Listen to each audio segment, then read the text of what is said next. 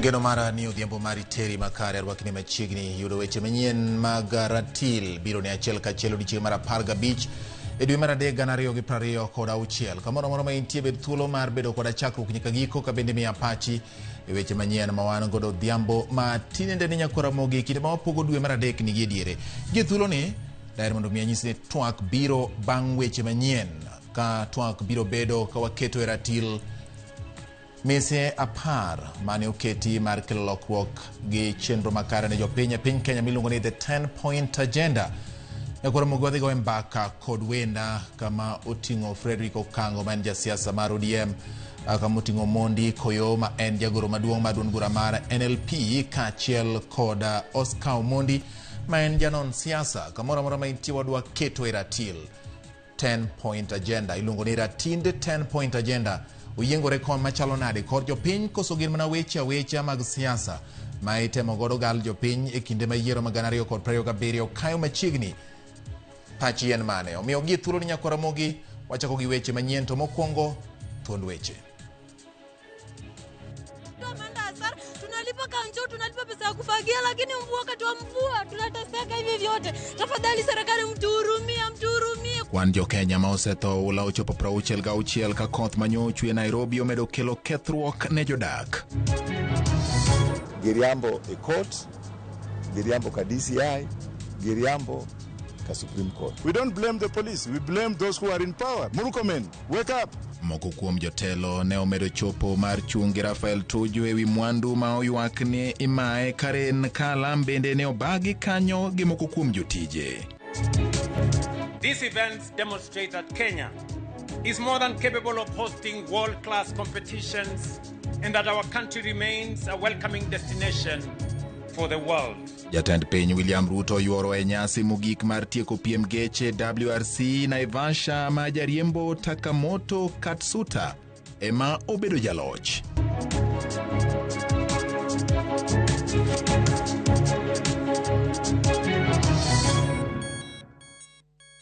Machiegni nyakora mogi betulo mar ndiko na nambe nari adek auchiel nonono Facebook Ramogi TV Kenya, mbui mar YouTube Ramogi TV Kenya, X and at Ramogi TV KE.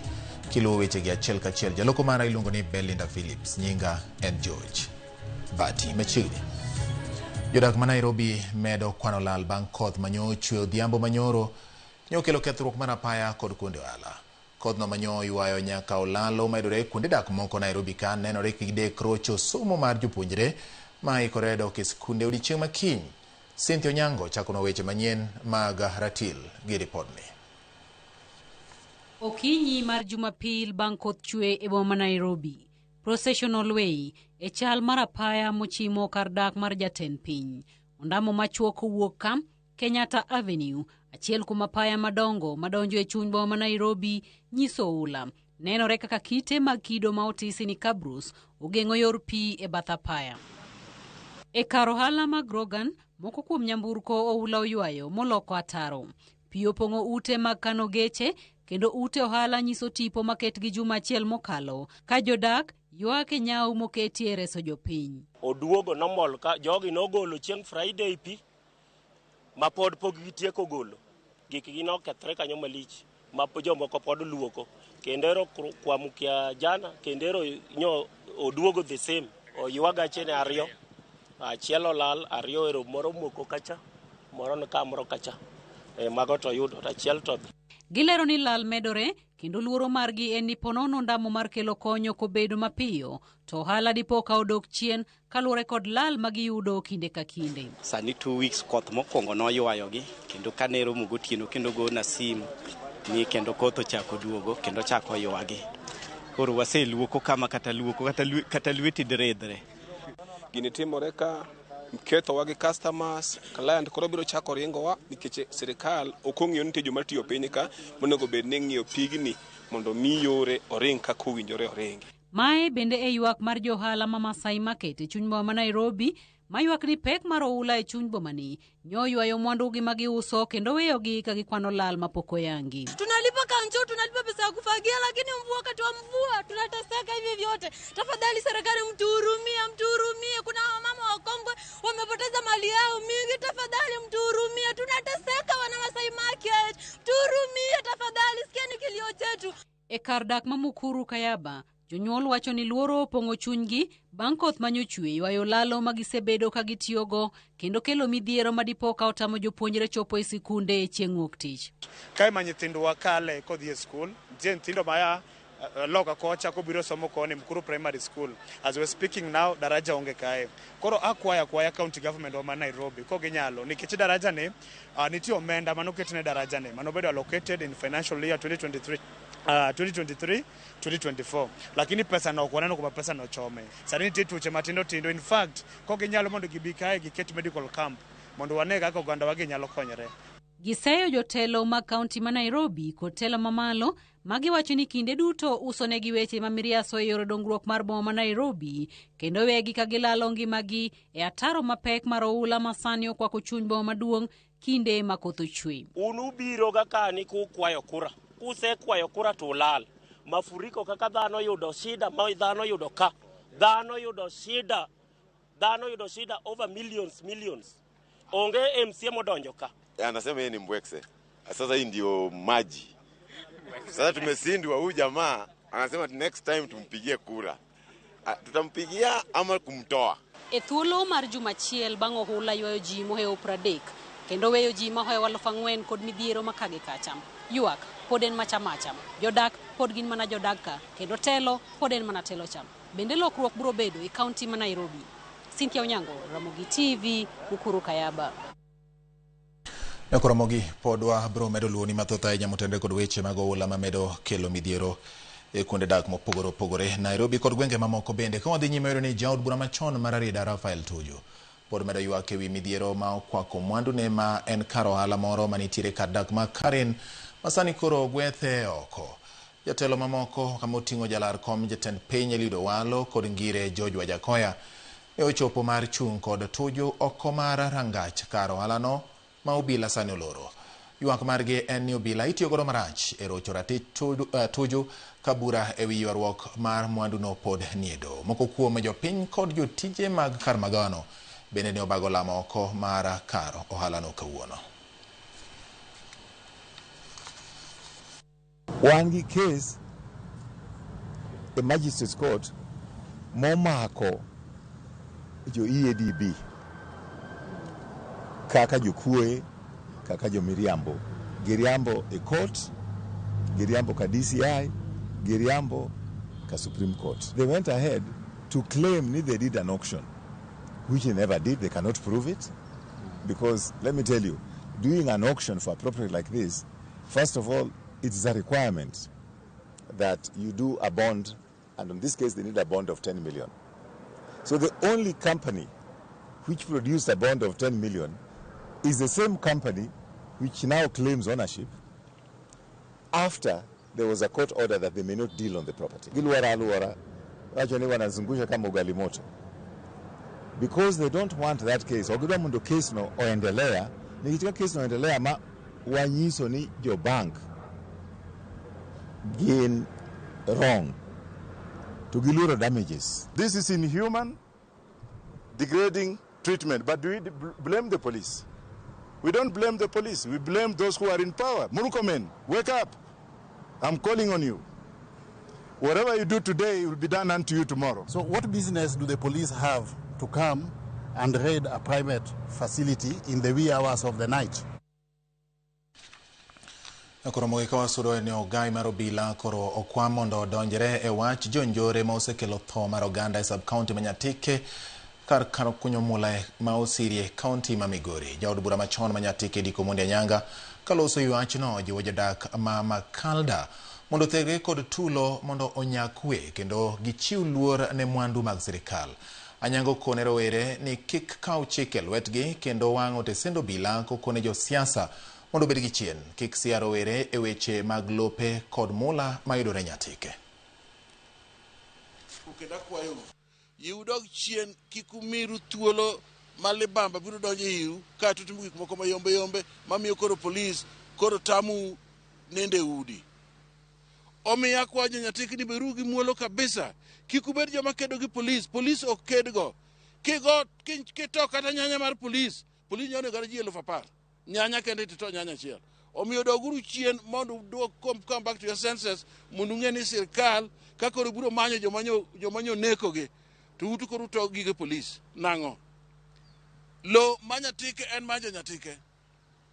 Gimora mana matimo ne nyatike manyaka benefit. To nyaka gibed jomong'eyo limits magi weche mag lo. Tok dang wach lo timre makoro jowa ma nyatike koro jokuoge donjo to goji to jokuoge ma jo mpesa to gogi bunde to geringo gi pikipiki.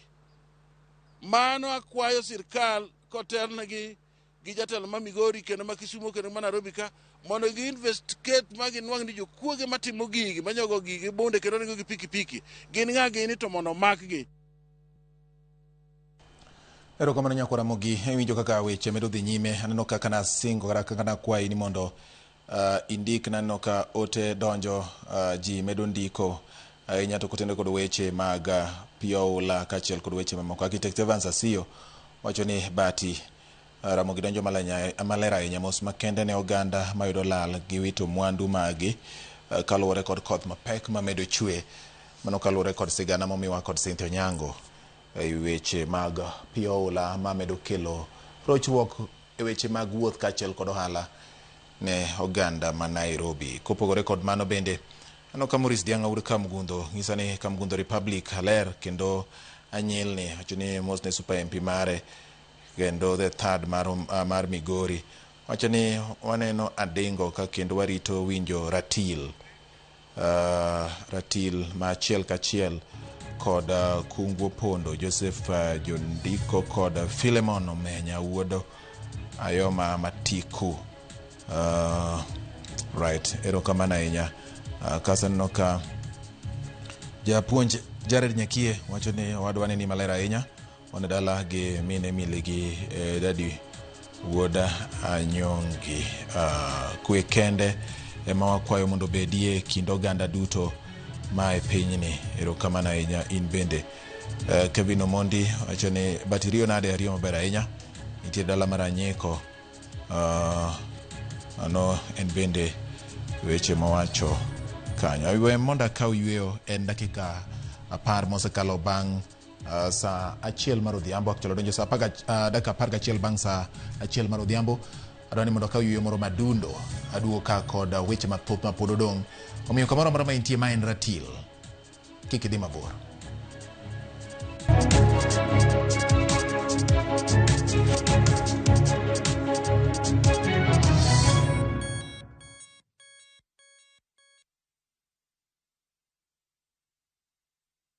You know how the year just starts running? Then Easter comes and you realize what you really want. Time with them. Spend 3 nights at Manyien Luxury Resort with View Travel. Days become shared adventures, Easter egg hunts, and endless family moments. Here, children explore, parents reconnect, and memories last long after Easter. From 61,750 Kenyan shillings per adult sharing and 49,395 Kenyan shillings per child. This Easter, give them more than a getaway. Give them time together.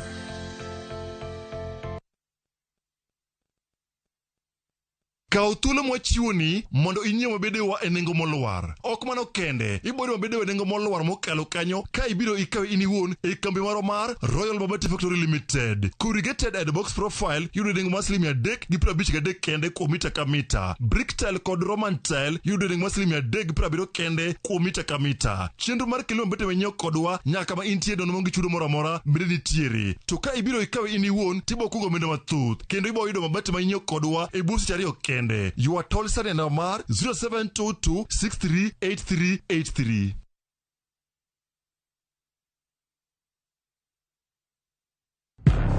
Hera, Andoga, Adira. Na ye kodi. No kangeni ni nyalo timri marich kamae. Ich lach ok duong' dhoot. Obiro donjo to kao. Nyaka sani pod nikia gimoro amora mantiere pacha. Era miyo ng'ato bedo gi teko mar timo gimoro, kendo nyalo lokore pap mar lweny. Odni opong'o mana hawi marach lilo. Makruok gi ng'ato nigi nengo mare. Ing'eyo gimarach kodi en ni onge ng'ata piny kama da bedo gi wat kodi. Oromoniti. Remo biro yiero bedo korka ng'a. Kata kapo ni wanjo kod gi nyako, mano ok onyiso ni wan waonge ratiro mekwa, omiyo an abiro chung' kode. Onge gima siko kopondo nyaka chieng'. Sama dera chiegni, gik moko duto wang'. Sanju gi Rajiv en ng'at achiel. Waya donga wache dier. Parineti. Wuok tich nyaka ngeso. Saa 2:15 otieno.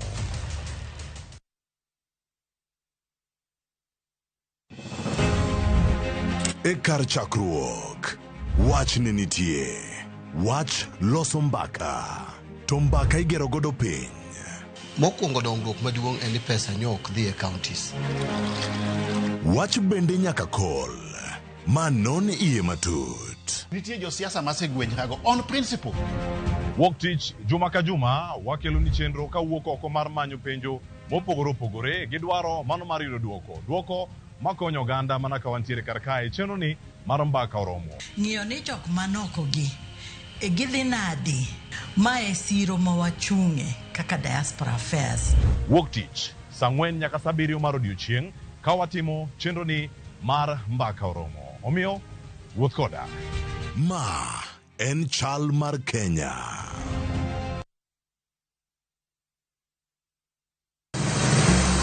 Be isepenjori e sigendni mayudore kuonde ma waluongo ni pachowa? Kapuonjani nobiro nikech gwenyruok e kind owete. Riwri kodwa mondo wanon sigendni mabeyo mag kuonde ma wadakie.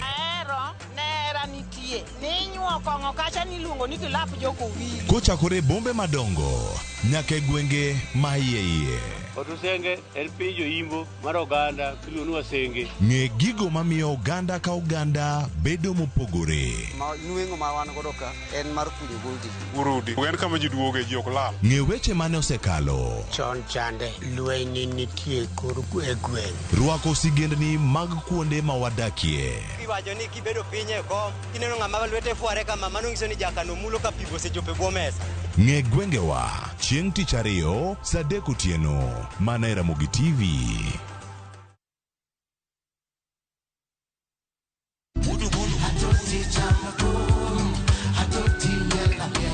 Wuok tich ka wuok tich wakelo ni don ya wotonagi. Kabende tich ariyo ka tich ariyo nyaka jwang' en odiochieng' mar yuto mari. Chieng' tich adek ka tich adek nyaka jwang' en odiochieng' mar mine nyalo kachiel koda weche hera. Awendo kachopo tich ang'wen nyaka jwang' wakelo ni kama nene yani TBT kod thumbe mamit mokalo. Furahid edition en thum kaliech. Loso kapuoyo nyaka jwang'. Ka wakelo ni jothumbe mopogore opogore. Kanyo ndo bende wakelo ni gimiluongo ni Ben Yawan.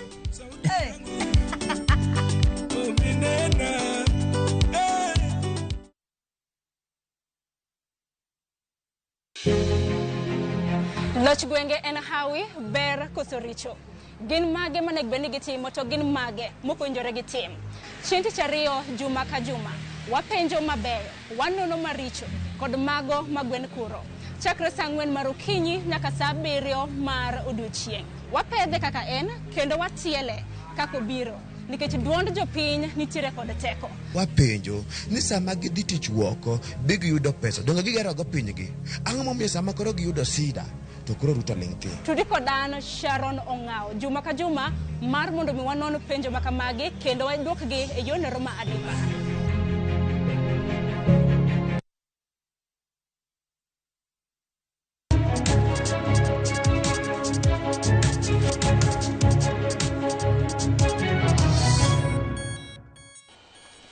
Machini kendo nyagora mogi wadhi nyime gi weche manyien. Yorruok ewi telo e osiptal ma Nairobi Hospital omedo jimbore ka tinende nyoma ke laktar Job Obwaka kod jalupa jakom osiptalno Samson Kinyanjui. Jotelo ariyogo ogeng'negi e tesend obila ma Muthaiga ka okinde mage ywak ni onge ler malong'o ewi gima omiyo makgi. riwruok mar lakteche KMPDU kod riwruog Okinde LSK bende obwogo mar luongo ng'anyo mar jokanyo magi kiny kaponi ok owegi thuolo. Kachopo odhiambo ma kawuono ne watemo manyo bok manyiso ketho mar ji ariyogo kowuok kuom apis jamin buche, to kata kamano mano ne ogore Luanda. It left mothers there in a very bad status. Whoever arrested Dr. Obwaka has to make him to be released before the midnight today. Otherwise, we're going to ask every doctor that you are not safe in your clinics tomorrow. You are not safe at your place of work. And we must stand against an injustice. To snatch up a 79-year-old man from his place of work. This is a man who has been serving this country in various capacities for the last 50 years all across the country. He has no criminal history. He is not a flight risk. He is not a danger or a threat to anybody. And both in the case of Mr. Kinyanjui and Dr. Obwaka, they have been arrested despite the fact that they exist in court orders. So this is a manifestation of impunity and violation of the rule of law that we really deplore. We think that the doctors are completely justified in taking any action they will take to withdraw services until this matter is resolved. Nekoromogi wechegi medo bironie kendo aneno ka yawa ugo koko ka podgi koni gikwayo mana mondo neni ochiw arita makare ne oganda mosedo midhiero mag oula Nairobi, kama gi oting'o mwa director mantiere Kisumu mabende ng'isa ni bati wach kothno kelo midhiero mathoth ahinya, omiyo kama koth odonje kendo kele lal to samoro mondo ng'ato chak ochung' kendo ok bed mayot. Omiyo gi kindeni akwayo mana Nyasaye mondo oduok ne jogo mowito mwandu gi masira kata pi oula Nairobi, kendo oganda bende obed motang' e kindeni ma koth medo chwe gi thuoloni. Nekoromogi wadonje motende kod weche mag tuke. Kaka ng'eni kawuono piem mag nyamburko timore gwenge mag Naivasha, jomathoth luonge ni Vasha.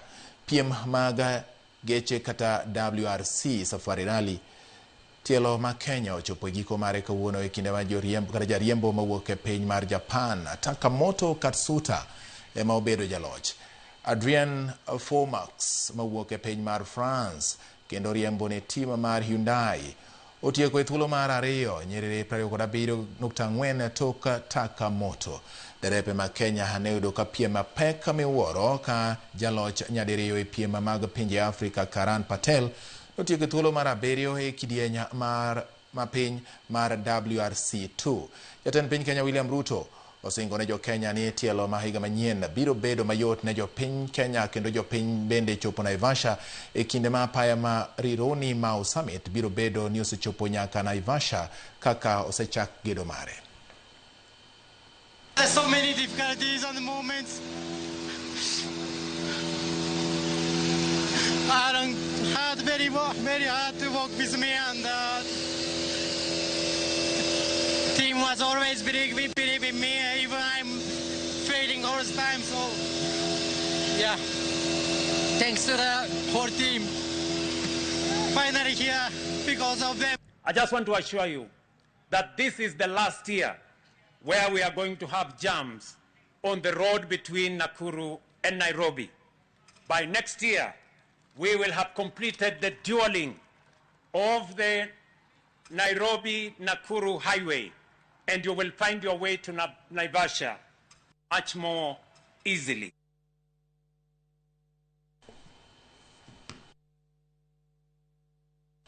Kawasure ne joloch nyadi 25 lig maduong' mar adhula ma pacho ka Gor Mahia orodho jolweny mag Ulinzi FC gonda 3-1 kendo medo choro fuok margi points 10 e kindgi kod jolupgi e chung' mar ligno AFC Leopards.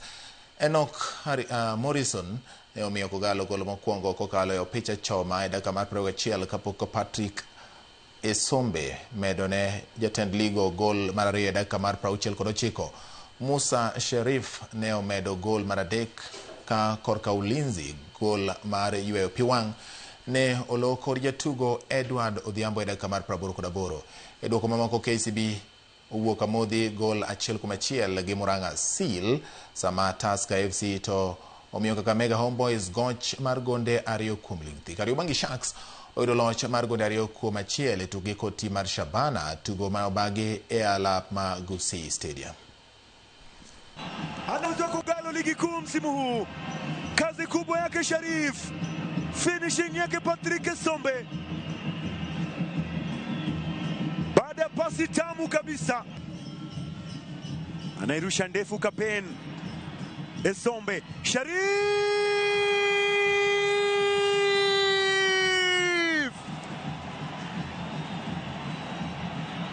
Ni show yake Sharif Musa Sirengo Ramadhan. Sio kwamba amefunga Ramadhan tu, lakini anawafunga jana Ulinzi Stars. Oh, amenyanyuka Patron Udawalo.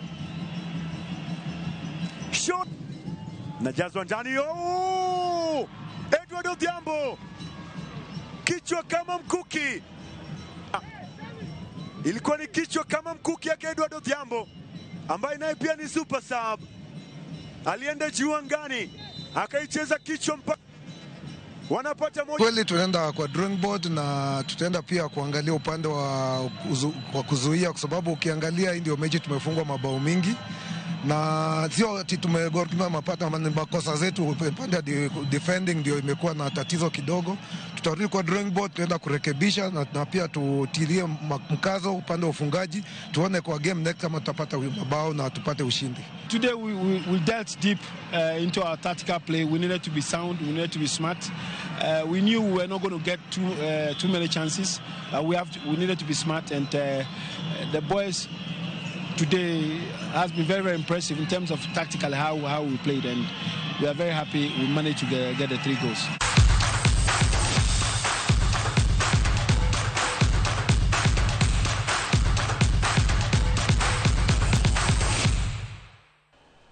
Erokamano Nyakuramogi kuom medo keto Ramogi TV ka oduogo kato koro twak chakore achiel kachiel no ka George Benja mar kodwogo wacho ni bati chenro molo makare kodwogo North Kanyamkago ka sirikal oyie konyo oganda ma obila sando nyatike mane ote mar George Benja mar kodwogo wacho kamano. Yina mondo mi alora weche manyien gi kanyo jaloko mara kum thulni duto sebedo Belinda Phillips. Nyinga en George Bati kadwogo kato twak mar ratil kawuono waketo the 10-point agenda ratil maro iluongo ni Ratind 10-point agenda. Parni ithuli Nyakuramogi nitiere weche 10 madito mane oketie kogno e kind mosenindo Raila Amolo Odinga to kod jatend piny Kenya William Ruto mane idwani mondo gineni oketie tim ma oting'o chopo kare report mara NADCO. Kopogore kod mano, neno ni oganda magin jo Kenya oyudo ratiro e weche mopogore opogore, neno ni weche mag tijo chopo ne rowere, neno ni ojiw telo makare mag kor gwenge kata devolution. Nyakuramogi bende ratiro mag jopiny ne okowe chien e agenda go. Nitiere agenda otende kod Nyakuramogi neno ni weche mag mibadhi bende oked godo e yo mowinjore. Gin weche ma ikete ratil, omiyo kawuono waketo gi ratil. Adhi bedo ka kod Okango Frederick ma en jasiasa mar ODM, ka an kod Oscar Omondi ma bende en janon siasa, kachiel kod Omondi Koyo ma en jagoro maduong' ma duond bura mar NLP kata National Liberal Party. Mwago kod gimbaka ka wakete ratil ni to the 10-point agenda gi dibed ni gin gik ma jopiny nyalo geno kuomgi koso gina oledhi mitiyo gore weche mag siasa mar chopo ji yiero mag 2027. To kwang'iyo duoko ma wiye manyo mi jatend piny William Ruto kod ogai mar ODM Dr. Oburu Oginga, dipo ni nitiere ranyisi ni konyruok nyalo biro kokalo e mese mag weche 10 madito mane idwani mondo mi ochopi e kinde mani keto winjruok e kind duond bura mar ODM kod UDA mane twak madhi bedo go e twak ma kawuono Nyakuramogi. Japiny ni kanye e weche gi, to bende nitiere geno. Kik idhi mabor, ka udugo ka to twak ma en ratil e Ramogi TV.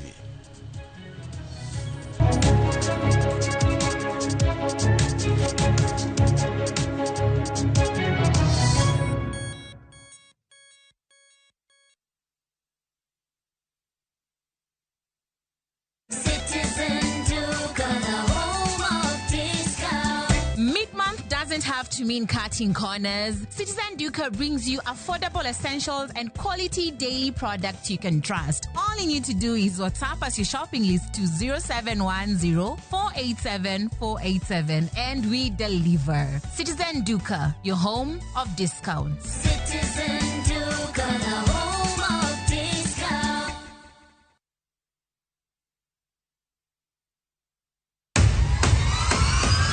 Ka ng'ato timo timbe maundu, jot riwore e dwaro ng'ado bura makare. Nyithindo manyiri da somo to nyithindo ma jachuo ma wuoyi ma jonyuol ok nyal. Ada puonjo, ito do ng'e ganan. Yawa yie. Philanthropy. Ai. Ich lach. Ng'ause wachona. Kata sibe poko goni. Ng'ama gona to in wuon mondo bedni wanyana to pok ibiro mi wachona. Wuona kinyi kare in e piny man. Kata kamano, jowasigu ni machiegni moloyo kaka giparo. Miwuo makeni ni wiyolokore. Omera ng'ato sicho anya gweng' ka. Ng'ato sicho anya gweng' ka zaidi. Be ibiro ng'ad bura e yo makare. Lengane. Ogwan. Ng'ani migolo kanyo. E wi Nam Cinema, Manera Movie TV.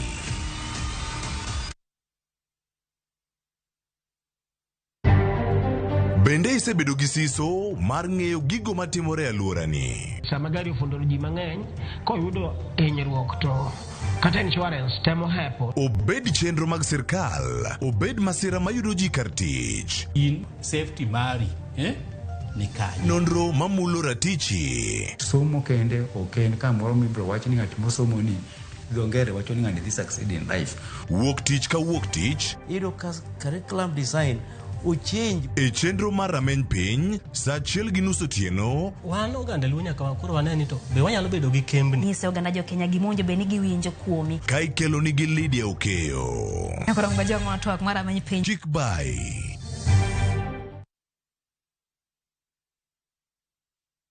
Wake up, bling bling, cheza na style.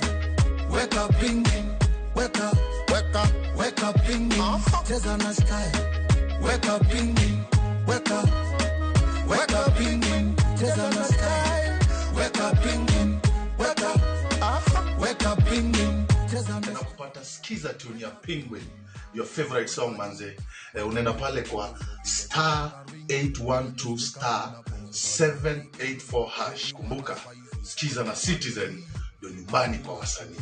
Pim. Aha.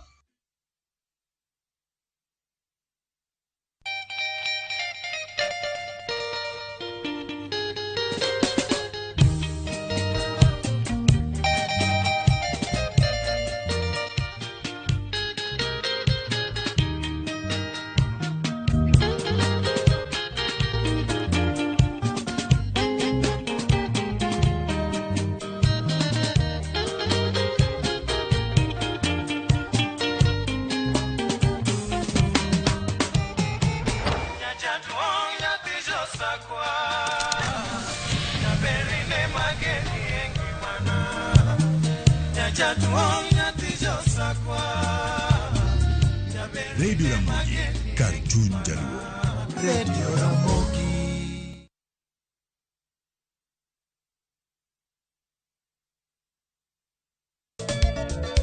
Machiegni nyakoromonga jwange chenro mar ngoma owake.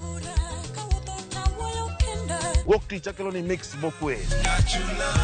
Kaito kichario.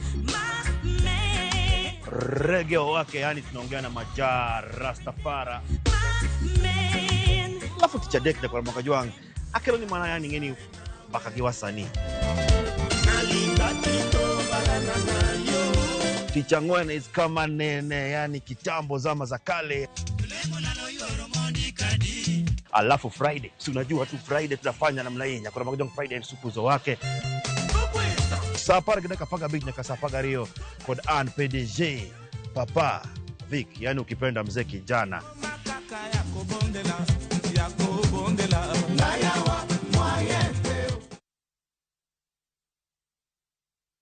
Ng'iyo budget mar piny Kenya kaka chalo. Gimolo ni competing interests ng'eny. Today I have signed into law the National Infrastructure Fund. Dibendi ma eduoko mabro konyo wa chopo e wuodho ma Singapore. The broad-based arrangement goes up to 2027. We are not leaving ODM. This party belongs to all of us. Yok maniet komtelo. nyaka beda piny magilosi magiwinjore. Tumeweka mikakati kabambe to ensure that mafuta itakuwepo katika hii nchi bila wasiwasi. Nyithindo are stranded. Flood ni miyo kata koro ka wan kod ye class to waluor. Chandruok mar pesa mono wayudo thieth yo makare. Kata kapo ni masira gi thoro timore, to ere kaka nyalo timore mangima ok olalie, mwandu ok olalie, uchumi bwana ok ohinyo. Jofwambo ang'wen ma wigi otimo jere e mesa achiel kaka wanene.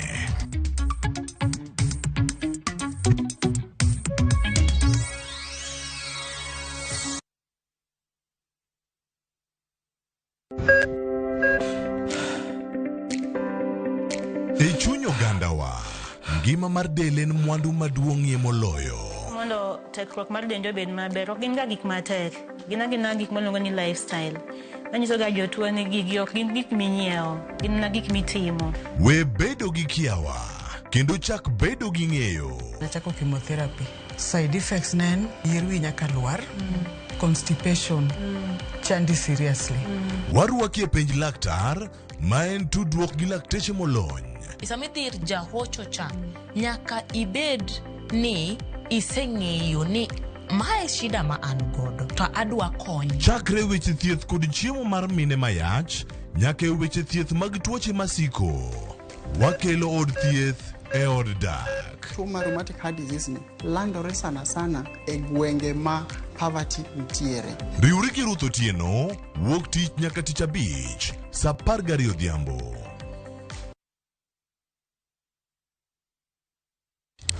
Piny igero kod mbaka, to kaka ndalo medo sudo, mbaka medo bedo mamit. Kochakore tarik 2 dwe mar 2 higani, mbaka dhi bedo mathoth. Chieng' wuok tich, kaka wanene, chako wach maonge mung'o. Jopiny emonego omi jotendwa gi direction. Tok saa 4, Cleophas Oluoch koloni weche matimore e piny Kenya nyaka saa 7 wang'e e chenro mar chal mar Kenya. IBC oket priorities ne right. Credibility mar election chakore gi kar registration. Chieng' tich 2, Sharon Ong'ao seto i gwengewa e chal mar gwengewa. Tich 3, George Bati pedho weche ayanga ka omanyo duoko, to in japiny ibiro wacha. Tich 4, Lydia Okeyo loko ni weche ohala kaka itime, yore mag loso omenda to gi yot mar timo ohala. Chieng' tich 5, waloro Juma kod rowere. Joyce Oduor choko pach jomatindo ka omiyo gi thuolo mar kengo weche magido chunygi. Kungo makwa Nairobi ka e Chest House student leadership kana wapingo the new funding model. Mana e Ramogi TV machiegni.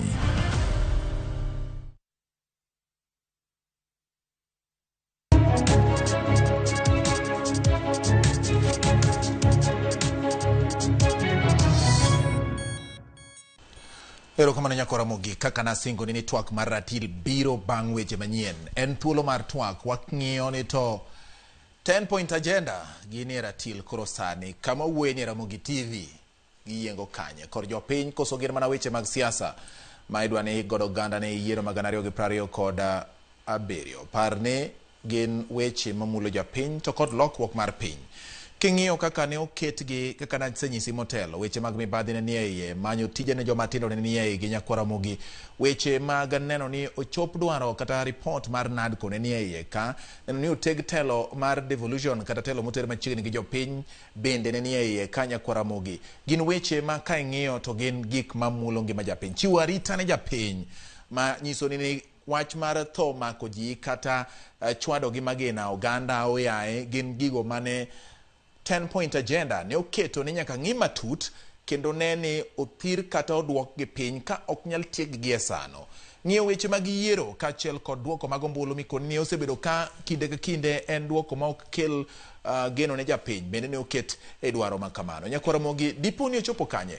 Duoko ma wiye ncha no keti e mbele jatend piny William Ruto kod ogai mar ODM Dr. Buru Oginga ka ing'iso gi moko kuom gigo ma jopiny dwani mondo otim ma oting'o chugo aput kata komiti mabiro neno ni kwe obede kind od bura mamalo kaachiel kod mar Senate mar neno ni ochop dwaro mag moko kuom twak manosechwal nyim jo od burago. Gin weche manitiere ka. An ka kod Fredrick Okango man jasiasa mar ODM machiegni ahinya. Fredrick Okango kini kawuono luonge ni Batna koso awe gi kanyo. Wan jo Batna principle. Batna principle. Adwoko erokamano ahinya. Machiegni ahinya ratil kendo. Erokamano ahinya. Dire ka an kod Oscar Omondi iluongo ni senator mar jopiny ma jopiny ema dwaro. Oscar machiegni ahinya. Erokamano Bati kuom luonga kawuono ratil. Yes. Amoso jo oganda wa mang'iyo wa wang' jowi kumoro amora ma gintiere. Thank you very much. Erokamano ahinya Oscar. Kasto ka an kod Omondi Koyo jagoro maduong' mar duond bura mar NLP machiegni ahinya Koyo. Erokamano ahinya Bati. Ne oganda luo duto amor kodu kendo aimou. Right. Aya 10-point agenda nika. Ene mon kod ratil. Kor jopiny koso gina weche mag siasa. Nikech ji kore ni yiero mag 2027. Kendo king'iyo sani yamb siasa kaka ringo en ni ing'iyo ni yo mane mabiro tero jok mage 2027 mar giyud duoko maluwore kod wachgi. Duoko en loyo yiero maduong'. Moko wacho ni en ni sirikal masani nyaka dhi dala. Yo manie sirikal masani bende kone girie otielo mar ariyo kendo nyaka ginuoye kendo. Okango king'iyo the 10-point agenda. Nikech e kinde machien ka achiel kuom gigo mabende imula ahinya gin weche mag chulo jok mane oyudore midhiero e kinde mag ng'anyo. In iwuon ibede ng'anyo nyaka iluongo ni mar sufuria movement mane ji rwako sufuria kako gudu e wigi mondo giyud fungruok mar ngima. Kendo fungruok mar ngima ni bende en achiel kuom gima ne 10-point agenda gi nomulo. Motelo kapok ne do ncha nobedo kod weche ewi weche mag chudo gi ni bedo achiel kuom jogo manogwel e aput mane dhi ng'iyo kaka ichulo oganda manoyudore midhiero mag ng'anyo kata midhiero mayudore ji tok yiero. Inyalo wacho ang'o e 10-point agenda gi sani kama entie? Erokamano Bati. Adwoko erokamano maduong' kuom luogowa. Mokwongo nyaka wang'e ni 10-point agenda ni noya kanye. 10-point agenda makolo kere ratil kawuono ni. Yes. Magi weche jopiny.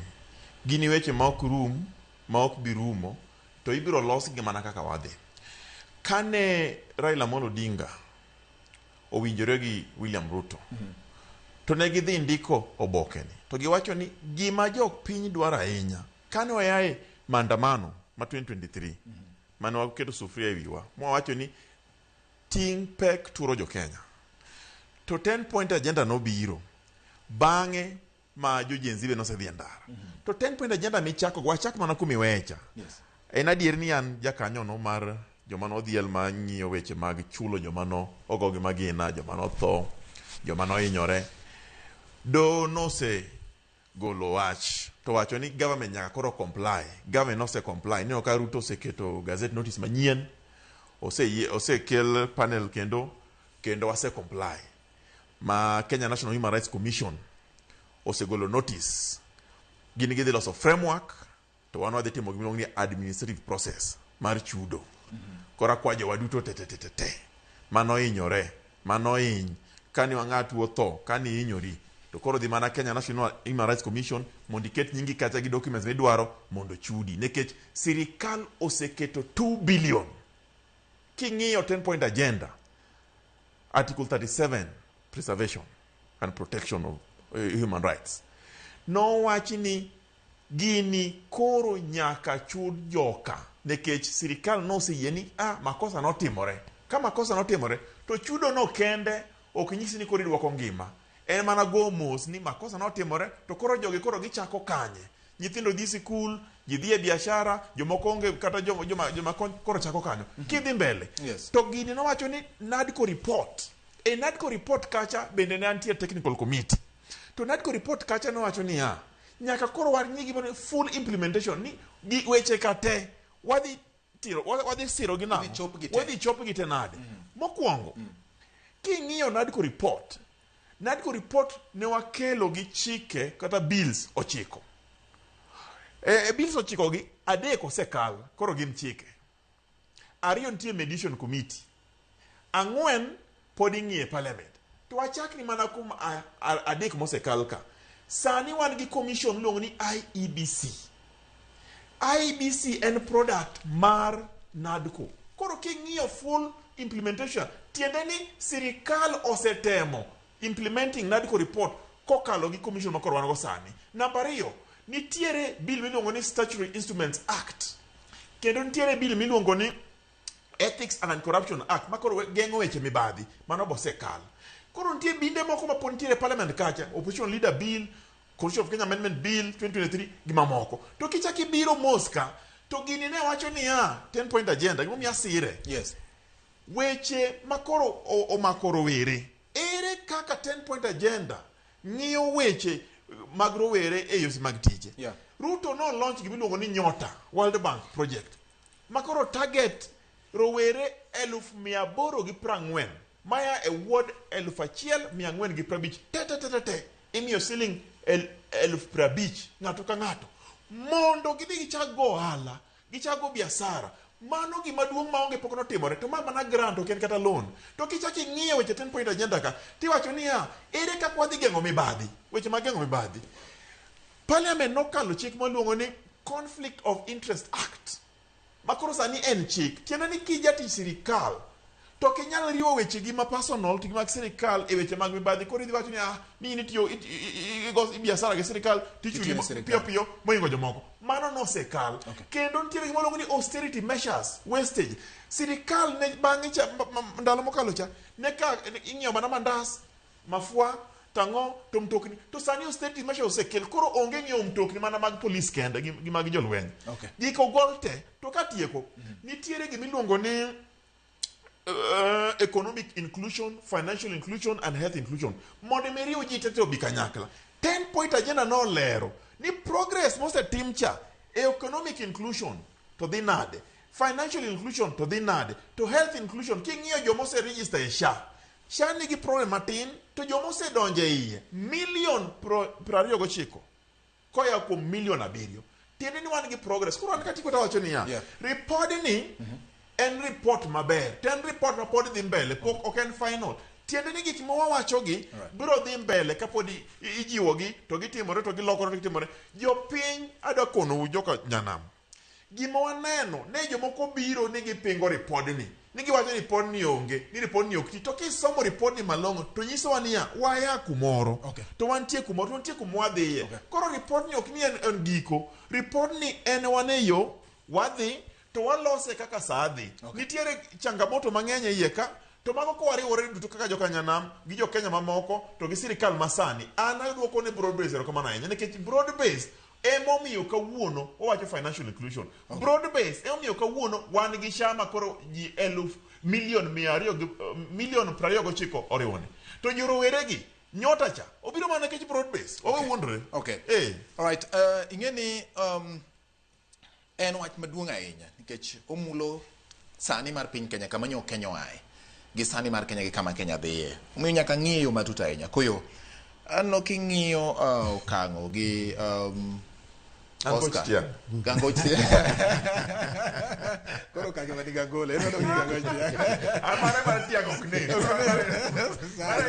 Ma ok tiang. Ma original. Koyo iwinjo gima okang'o wacho. Wuodhe ni osebedo wuoth marabora kendo lokruok midwaro gi ok gin gima ochakore kawuono. In iwuon gi report ne kapok adhi ir Oscar. Ineno ka en gi duoko ma ng'ato nyalo wacho ni kama ochope ni adieri nitiere ranyisi koso gina gik ma iketo ne oganda mondo ne ka gik matimore chini ya maji to pogore.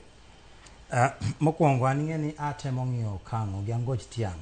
Obwoga kawuono nikech ndalo mane wan kode Azimio to nowuoyi maber. Tinde tayudo kaka olokore matin.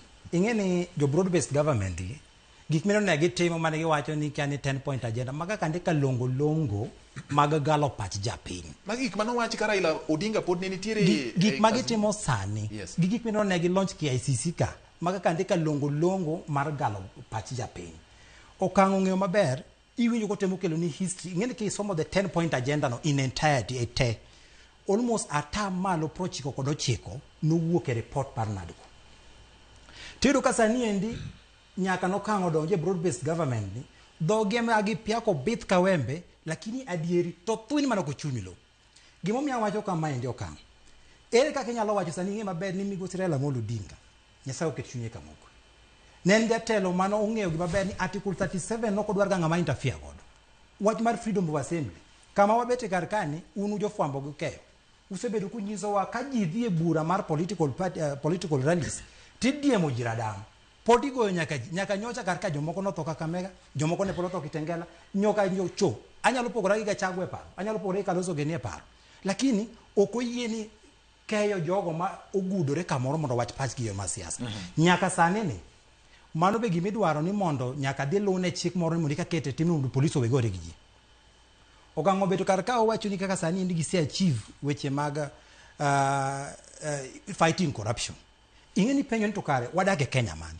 Wang'e maber ni sama owueni indi king'iyo report mar janon buge Auditor General to ywak ni pesa wa modhuro iyake counties, pesa wa modhuro iyake national government, to teka ni nyalo shout to tam ng'ama muli koro onge. Nyiso ni mano koro iluwo gi musho moja.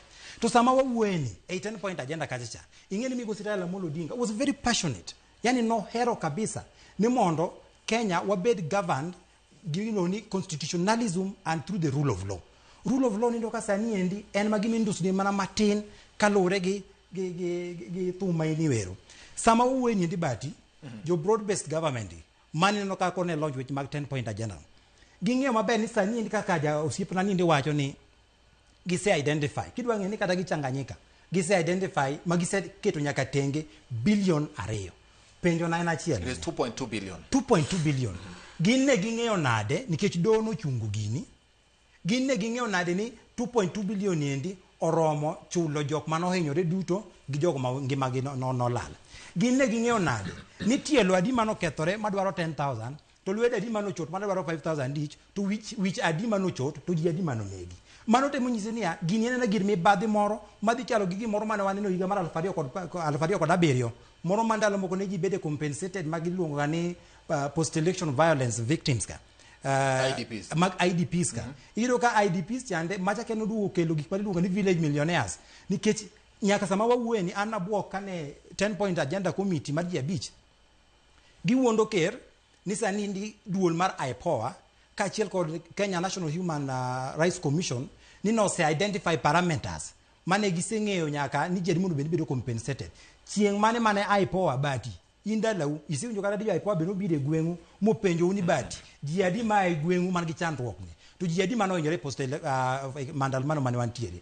An kako mondiko yo jagoro maduong' ma National Liberal Party ne mongirore e duon bura mar Azimio okang'o ni dine wantiere godo kane wadhi mag maandamano. Ong'eyo maber ni kawuono kade beni Migosi Raila Amolo Odinga nine ngima to gima no bedo launch KICC chande do tamore keto dowuok e broad based government.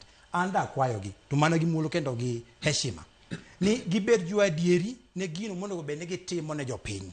Weche mag job creation mane gima ne waywago ni awa nyithindwa wuok e universities to kata kama gichwe lwetgi onge. Sani endi king'eyo weche mag job creation ni ka the only thing monyalo highlight ni weche mag nyota. Sani endi nadiko report no kadi higa mar 2024 ipenjori niya ang'o matek sana an nang'eyo ni kane nitiere gima ne tek ne sirikandni to ne en kadho pen chik mar higa 2024 kod 2045. Kane nitiere gima ne tek ne sirikandni to ne en golo Gachagua kaka deputy president. To mano ne gitimo mayom mane onge mano chandogi. Ere kaka keto e tim gima doho noseng'ado ni mondo wabed gi miluongo ni 2/3 rule chande mondo kete tim mondo wakeini obede ni nyalo romore gi jogo machuo mantiere e levels of government. Sani king'iyo kata gige mag appointments mino koro siepna wacho kar kani wang'eyo waduto ni king'iyo kaka ji obedo appointed e sirikal oleng'ore nyakonchiel ok en gino matang'o sura mar Kenya. Omiyo den gima ber ka wachimore adieri gi jo Kenya to wanyisgi adieri gino matimore niya ka gimoro tami timo to kik ikaw oyieyo ma otho tibole mesa to chako dum koro ji chako goyo unge ni ng'amu keto gima dum kar garach ni en ng'a mondo koro pachwa wuoge e wach mar tut manono bendi jo wawuoye. Adieri ni nyaka sama wawuoye ni osiepna ni biro wachoni ni kiwuoye weche mag youth employment and inclusion of the youth in governance gima giwuoye nyota kija kipenje the next thing mobro wachoni en weche mag affordable housing.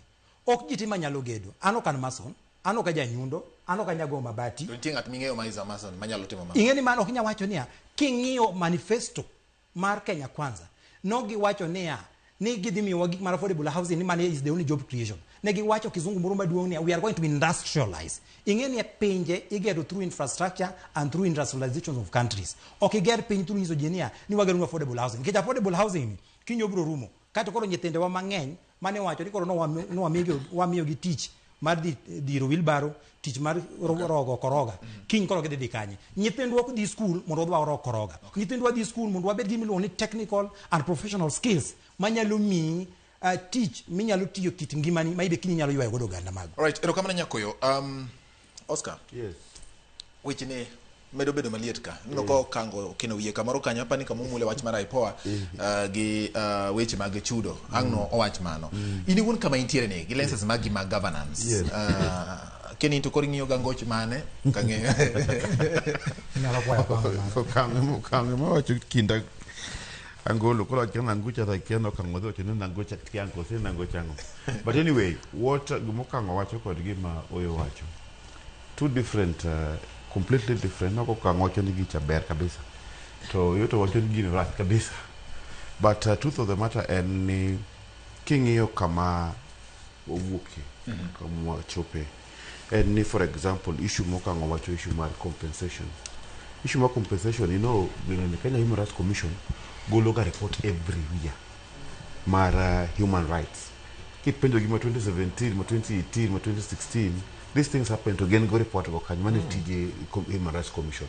Okay, for the first time, ingen giminye serikali ng'iyo ni intention mar serikali ber. For example, serikali ni kolo nyocho yebo wuoyo ni report magedhi rely on en Kenya Human Rights Commission. Tingi maber serikali kapok nito waketo broad-based government. Serikali ne pinga nyaka kata Kenya Human Rights Commission. Maste mo Kenya yudo kiwacho na ni ji otho to serikali wacho no miriambo joko for that number. But now I think the behavior of government also change nango. Coalitions all over the world. Coalitions kelo gimiluongo ni paro mopogre e serikali.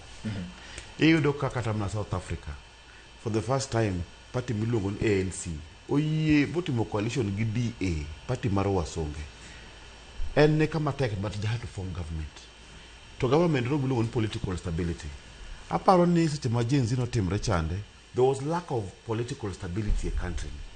To broad-based called that arrangement osekelo miluongo na bit of political stability.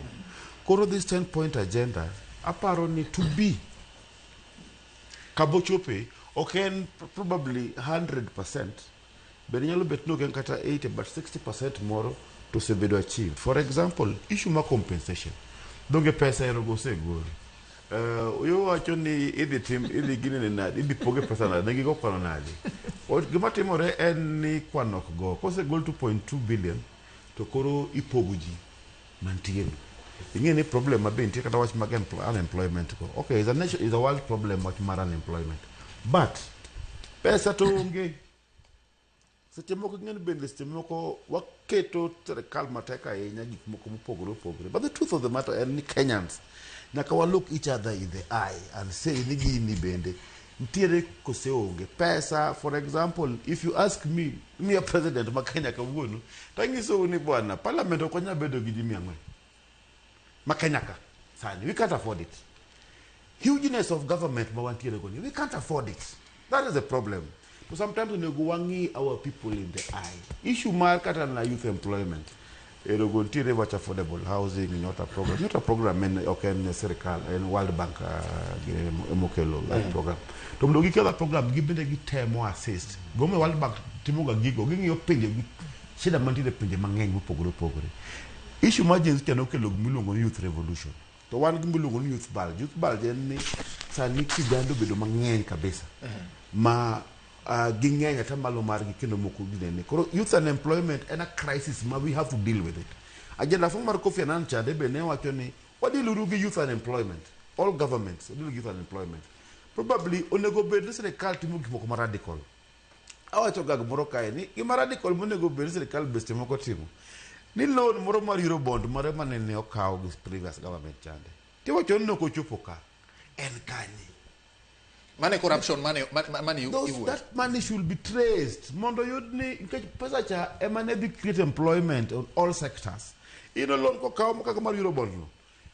Jomatimo agriculture, jomatimo health, jomatimo gik mopogore. Pesa no so long as en ka Ngai sani to koro mondo wa engineer because problem mantiere but mo mekora youth employment no nge. Yudo ka wa collect karibu 1 trillion. Ema serikal collect. Although wan kod budget ma 4 trillion. to 1 trillion ni loan michulo and almost 850 billion. So cover mean 150 billion. Not so much we can do with that money. All right. Kono okonyati mu gobangan ge pasa makaponi why do political goodwill, political stability, mondo gik mabe wacho gi mondo timore. Issue moka wacho mar Sha very good idea. We had 7 million Yokman in NHIF. Sha Jomo register again 29 million. So people who are not part and parcel of government health program, almost 21 million, 22 million. But again, the idea Marsha was not just Nimondo register Jimang. The idea Marsha was Nimondo facilities obeyed improved. So we are looking at a situation where hospital Masenya Lubert called MRI, for example. Kurukatagma wachogani 15% Kioro counties, Matimutis counties. Tiwenyaka health kanyo. Ingene one called 3-4 very important ministries. Yes. Agriculture, health, security, called education. Kuro health as agwenego. Kid devolve a chill kum, gito hinyo gichen, kito kijal nisa, ni Homa Bay health is not working. Mombasa health is not working. Nairobi health is not working. The occasional best governors got a health tamu. Emnane pesa mo you do 15% chande. Kaponi keto pen kacho nego wa med e wach makata 10 point ajenya paro kata mar jongo no wacho ni ber to ber ndi kendo we are happy with the evolution but we must ask for more, make it better. All right. Mika ka intiri onego mede gik moko, for example mo kwayo ni issue mar health devolve more money or just back health to the national Kimoro chwako kango ka se chwake o kango ena ngoma iwinjo but yes koyo minano bedo kani ongi adieri koyo ngamo di school kendo nge somo report ya no se somo no somo kata mar linda wananchi mane riambo cha koro nge gimo wacho to propaganda mar party ne oko yiene mondo mi onyis oganda wa adieri makende adwa duoko weche ma koyo kelo ka mokwongo weche rowere tije rowere nyota en World Bank project to wan wang'iyo niya report ni en report ang'o nikech jiparo ni koyo gi paro ni ma report mogik maigi mogik mako report kose ondike ni progress report. Progress jo kisungu wacho ni tiene ni pod odhi mbele pok otieke king'iyo kuma wantie nyaka kuma no ayaye sani broad based kano biro oketo political stability to ticho chako tiyore to sama tich tiyore to nenore ni kara rowere mano dhi ndara mane dwaro tich ka mane ng'anyo ka rowere 840 no se dhi register e nyota mar World Bank nikech political stability World Bank okelo pesa koro wacho ni rowere mana ni ndara gi wamigi pesa 50,000 ng'ato ka ng'ato kaka grant gichago ohala. Namba 2 nitie gima ni kazi majuu en kuma rowere kore manyo negi nafas to gidhi tiyo loka rowere 540 mano statistic man kacha mano ok wacho kango mano wach statistic musekel kacha then nitie gima ni recognition of prior learning RPL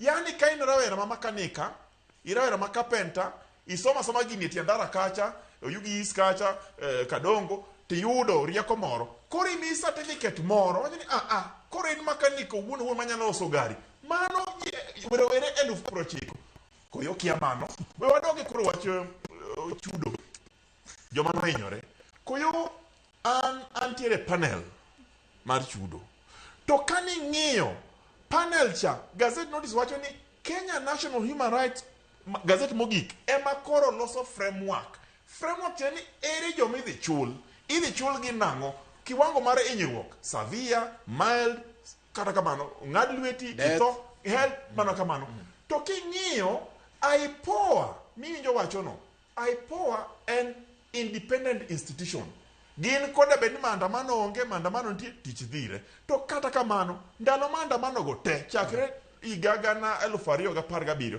ne gisebedo ka compile report mana kaka Oscar wacho cha report gin go koro ging'eyo ni nyaka kawuono ji marom kama emosehinyore to jogi king'iyo nikech gitiyo gi jo health be gitiyo gi police gitiyo gi DCI ginyalo quantify go ni approximately pesa manyalo dware en 2.2 billion mane kuma pesa ya koyo gigi okleka gigi nitiere statistics mitiyogo katieko yes nitiere wach moro ma devolution e 10 point agenda kacha kane pok progress odonjo pesa manitore e sirikende mag gwenge ne deko to nyaka ne tarik 30 dwe mar auchiel higa gana 2024 gabich pesa pok odeko nyaka sani. To pesa cha chik bende wacho niya atamalo at least atamalo 15 mar national government te onego bed nitere county gwenge ma county.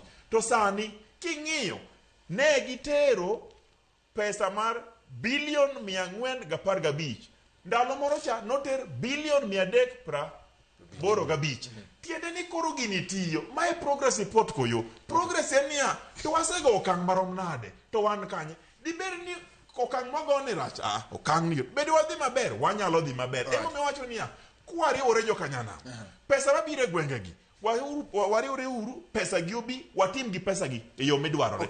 Ntiere wach moro kama maduong' ahinya wach mar weche mag mibadhi nikech pesa to nyalo dhi e kor gweng' to mibadhi nitie.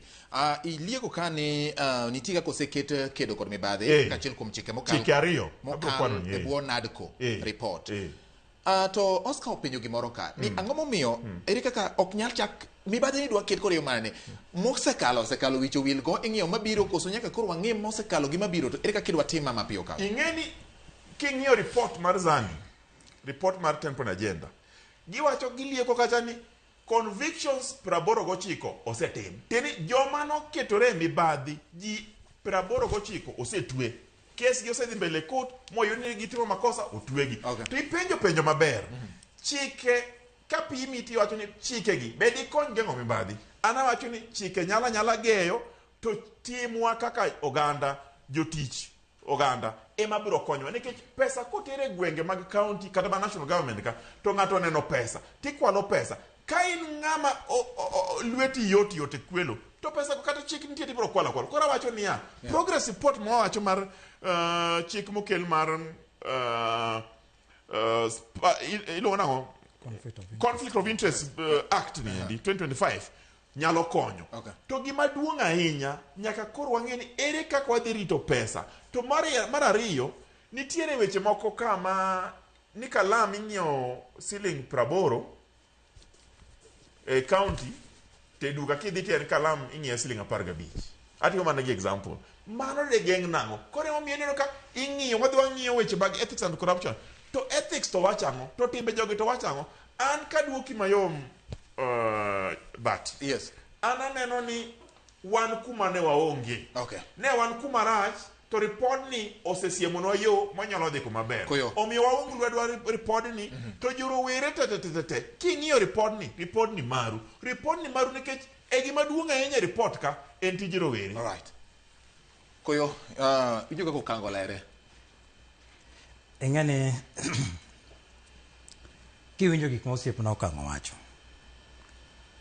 ne gisegoyo atua tatua ni ma kipenje specific atua ma japiny nyalo winjo. Ng'eni sani ka sirikal timo gima ber to kilandnwa TV ni sirikal timo gima ber an japiny mawuok Ugis ana ja Kasipul onego bed ni awinjo ber mar sirikal e Kasipul kama wuoki okang' en wuod luo apano wuok karachuonyo samoro kata noloko thurgi tapani kama wuoke cha onego bed niya kama wuoke gwenge no yo gwenge ge kema miye report ni once wabwinjo ber mar sirikal.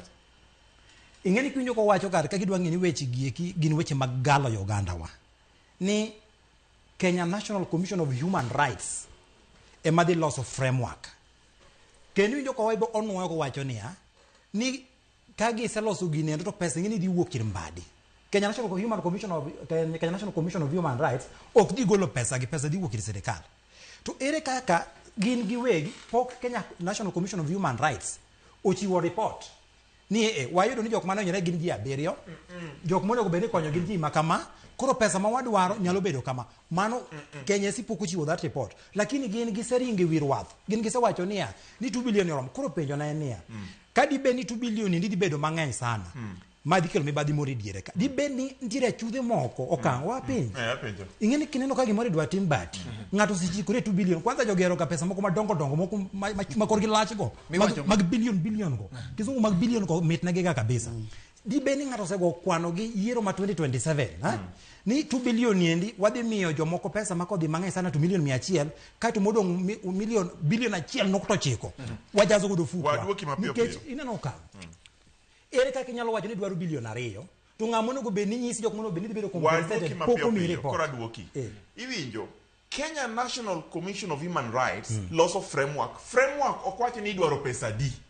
framework wacho ni ere yo mwadhi luwo mondo wachul ji gin jomage monego chul joma nohinyore tiendi ong'ol witi itho ang'ot mage mane framework to 2 billion wawe Oscar 2 billion to en supplementary budget manowuok mane kuma pesa no aye to parliament chik wacho ni en gi tich mar oversight pesa cha gibiro ng'iyo ni pesa notiyo now koro we luor we kelo propaganda ni ng'ato dwa kawo pesa dhi gi campaign mano onge to mar adek wawatieki mar adek awinjo ka ng'ane koyo lieko kanyo ni ere kaka jogi nong'eyo ineno sirikal ok chung sirikal tiyo akoni IPOA nitie IPOA en independent organization gisebedo ka gitimo tijni police ni kacha DCI ni kacha Kenya National Security ni kacha koro ikiwacho ni kikwa wuono jowa ing'eni ne wangima higa mar 2017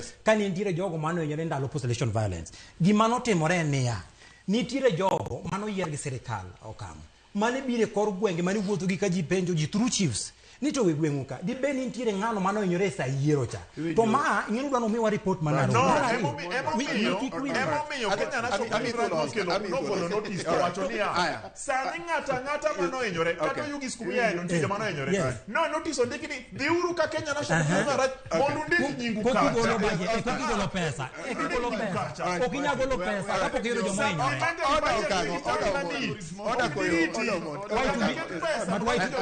why 2 billion But why 2 billion? Yes. Such a morning programs bilagi. We must make sure niki kwa wat kik moko kae. Manyalo miyo ng'ama wochwa machimoko ng'ate no hinyre kacha. Ok bed kawo gichadi gichoken gi maber from the onset. Mano juluo wan go kabisa. Nyaka nyathi matin nigi paro more wenda lomoko kae kapok nicha kacha serikal joluo donjo serikal ok dwarwa. Ingene en pasipio marach kuno go ben kamano. Number 2. Issue mar framework ma jogi loso ni wach chal ka meneno kaka koro county ma Migori ndalo moko ncho wach mbadhi kanja apani no kochila yako nitiere e Senate tuno chiwo basari mar governor's basari but the auditor general no wacho ni that was illegal simply because neonge policy gi framework per serikal mondo bed spent in anything nyaka bedie policy gi framework kaka gido dhi wuok mondo kick end up ni ng'ama ni okonego bedo beneficiary kaka non dek chande oyudo emomiyo CDF kamiji kata basari CDF gi guidelines ma kaka framework ko miji basari ni ng'ama ngi both parents of thought en total orphan opogore gi ng'ama en gi parent achiel to opogore gi ng'ama ngi parents ariyo to parent nego pudo dhier framework non tiere kacha koro nyalo justify ni ng'ane ami pesa ta mi pesa nango ng'ani nene ng'otime mane momiyo nego bed ni tiloso anything ma serikal timo nyaka bedie gi framework gima okango ma pok oyuyo tire gine awinjo ka mabende is factual ma oyo wacho en ni sometimes jok feel ni gigi timre kit ngimagi directly emomiyo wach manado ko chande okango you know one of the reason mone wan kod sufuria movement chande nengo mar ngima ni malo to pok waneno framework mo pok otimre maber pok winjo fungo nikech nengo mar ngima pod dhi malo sani to ongen siling 20 onego bed ni wayudo away kata ka en gi miluongo ni social protection give direct nikech nengo mar ngima seche moko koko dhi piny to ji medo hinyre to mano en gima opogore completely even the 10-point agenda ma onego bed en gima keta ni make sure ni nad koja onego bed biro kod gino it didn't solve it koro wabiro kod 10-point agenda bed 10-point agenda bende gik moko osetimre mang'eny issue mag projects mag serikal SHA and what have you konyo ji gi weche mang'eny lakini cost of living crisis. Gino pokwa yudo kaka wa solve monego bed no wan kod experts moko. Makonyo serikal ma solve issue mar cost of living. Issue mag youth employment at time to get the programs mang'eny. Okata chiel. Nyota is one of them. Hustler Furniture was another one. Jok mabedo employed in the housing bentiere. Kazi maju bentiere. Makonyalo bet ning'eny but kodok solve issue marango. Cost nengo mar ngima. Nengo mar ngima pod di malo. Nengo mar ngima ni malo. To nengo mar ngima ng'ombe nengo ngima di malo nikech nengo hospital ni malo. Nengo transport ni malo. Nengo mogo ni malo. To king'iyo mondo mi fuong nengo gi. Nyaka mi ji health policy mamiyo koro gi access health e yo makare. Mane gima shatimo. King'iyo nyaka mi ji udi magi abedo ma affordable. Mane gima sirikal timo. King'iyo nyaka kodi ger ndara. Bwana ni wachi ni wa Oyugis. King'iyo barabara ma ya Oyugis kadi Kisumu Kisii barabara no se losi ngamo lose barabara no losi ndalo Uhuru Kenyatta no losi Kenya to serikal to tho kama ya madonjo budget dhi mbele to gimana koyo katieko koyo wacho ni tango mio 2 billion koyo ing'eyo malongo ni supplementary budget nisi sami time ka okitime sani to jidhi wacho ni ero framework obiro nyinge ni kanyo to supplement no sekalo pesa ere nyaka time sani waket plan mondo ka nyinge gabiro ichako go wan akwajo wate jokanyana kani inyori mandamano kani ng'ati yote mandamano pesa serikali osekelo kendo idhi chudo we uru gi propaganda manono gi wan wang'eyo ni serikali ni tiyo kingi mineno iwacho ni angoma neno chudo idhi chudo ndaro seger health tiyo itino di school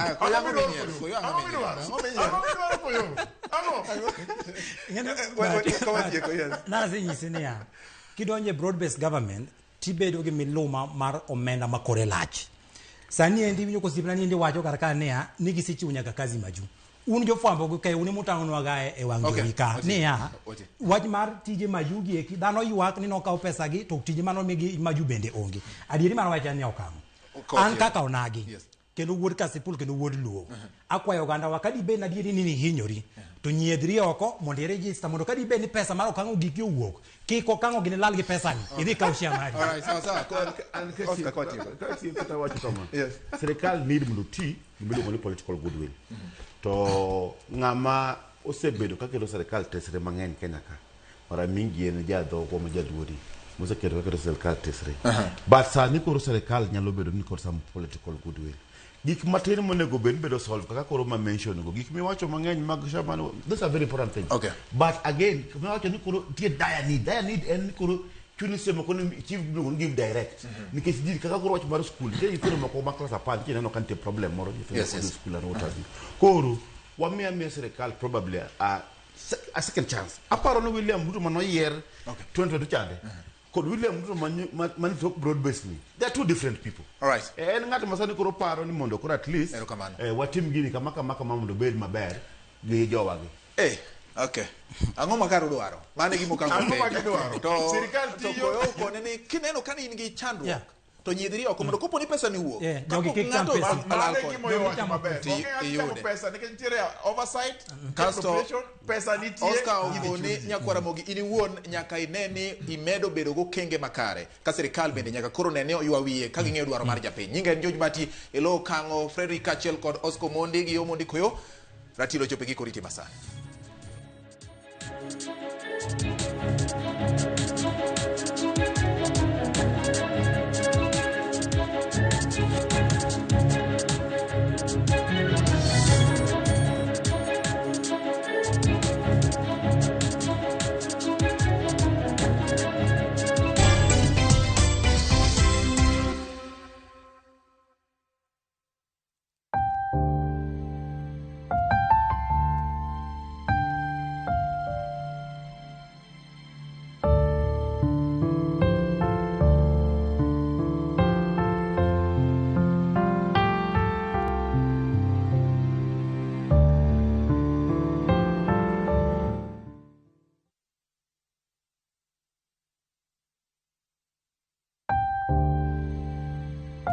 Walando tho mar Profesa Patrick Ochieng Digolo manotimore tarik 7 dwe mar adek higani en wuod mosenindo Mathias Ochieng, mosenindo mama Magdalena Ajwang kod Monica Atieno mag Ulaf Siaya County. En jaod Profesa Beatrice Digolo